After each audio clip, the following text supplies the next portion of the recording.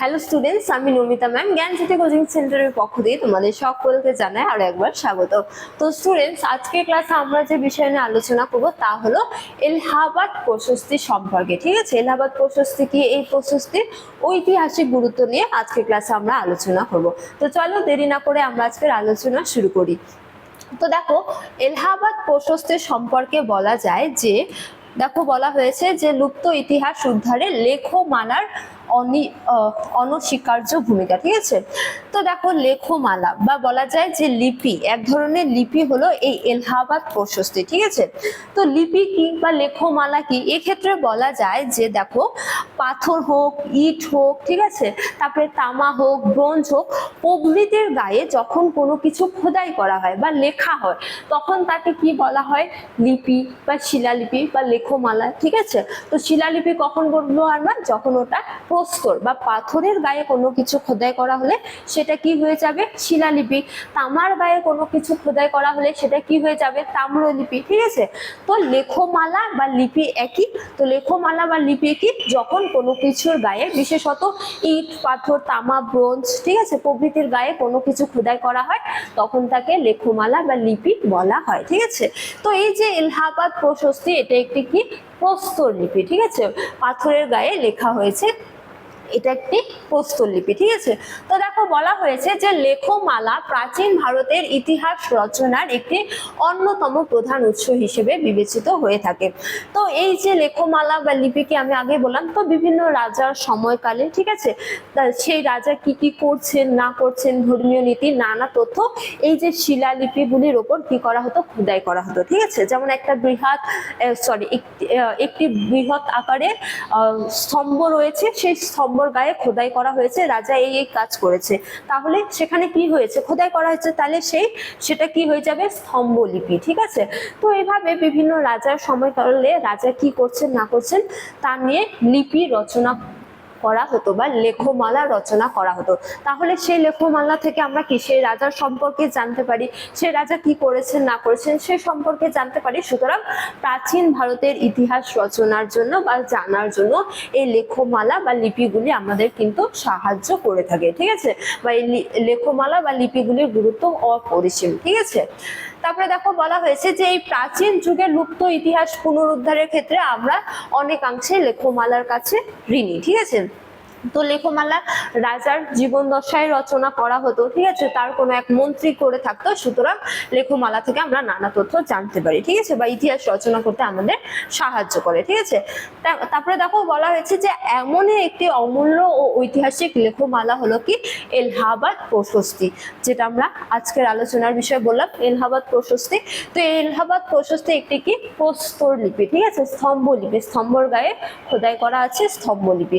তো দেখো বলা হয়েছে যে সম্পূর্ণ সংস্কৃত ভাষায় রচিত এই এলাহাবাদ প্রশস্তি, এবং প্রশস্তিতে মোট 33টি লাইন রয়েছে। ঠিক আছে, 1-2 করে 33টি লাইন রয়েছে। কোন ভাষায়? সংস্কৃত ভাষায়। ঠিক আছে, কিছু অংশ ভেঙে গেলেও এর ঐতিহাসিক মূল্য কিন্তু অপরিসীম।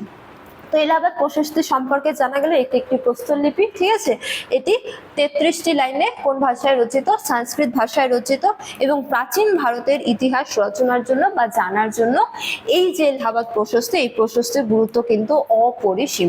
এবার আমরা আলোচনা করব এই প্রশস্তি কে রচনা করেছেন। ঠিক আছে, যেমন দেখো বলা হয়েছে যে এই ঐতিহাসিক দলিলটি গুপ্ত সম্রাট সমুদ্রগুপ্তের সুযোগ্য সভাকবি হরিসেন দ্বারা রচিত হয়েছে।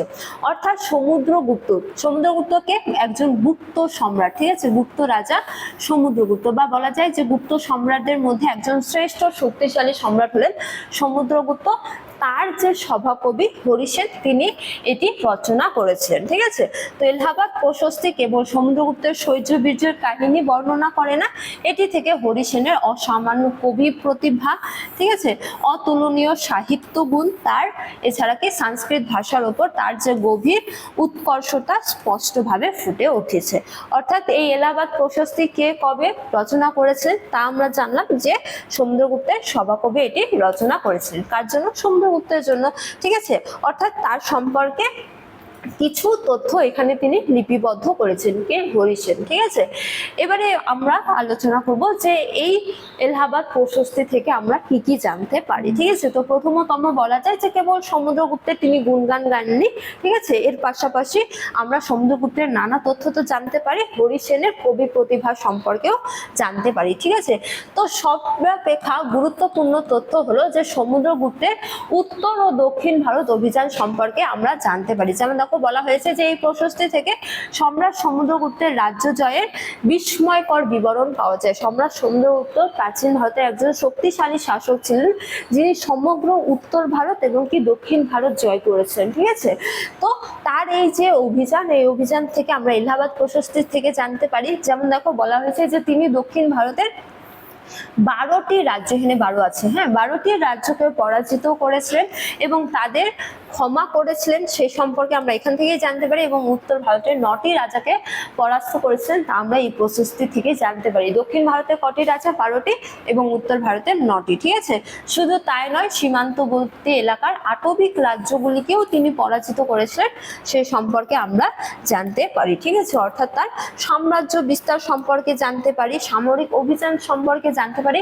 এর পাশাপাশি আমরা গুপ্ত যুগের তৎকালীন ভারতের যে সামগ্রিক রাজনৈতিক চিত্র সে সম্পর্কে জানতে পারি, সমাজ ব্যবস্থা সম্পর্কে জানতে পারি। এই প্রশস্তি থেকে সুস্পষ্টভাবে জানা যায়। ঠিক আছে, এছাড়াও আমরা কি জানতে পারি? দেখো, এছাড়াও আমরা প্রশস্তি থেকে জানা যায় যে সেই সময় মধ্য ভারত ও রাজস্থানের বিস্তীর্ণ যে এলাকা, সেই এলাকা প্রজাতান্ত্রিক উপজাতীয় শাসন বলবৎ ছিল বলে আমরা এই প্রশস্তি থেকেই জানতে পারি। ঠিক আছে, যে মধ্য ভারত ও রাজস্থানে কিছু কিছু এলাকায় প্রজাতান্ত্রিক শাসন ব্যবস্থা ছিল, তা আমরা জানতে পারি। এছাড়া আমরা জানতে পারি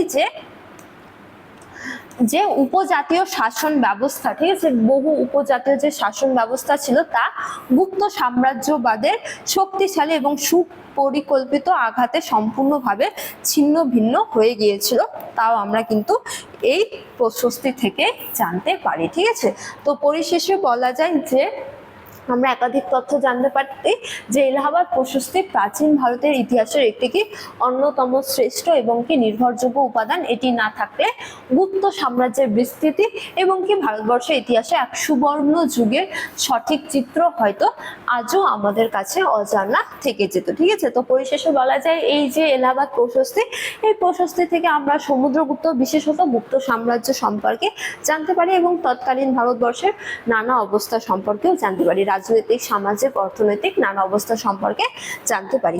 তো স্টুডেন্টস, এই ছিল আজকের আলোচনার বিষয়। আজকের আলোচনার ক্লাস এতটাই। তোমাদের সাথে দেখা হবে পরবর্তী ক্লাসে। তখন তোমরা সকলেই ভালো থাকো, সুস্থ থাকো। Thank you.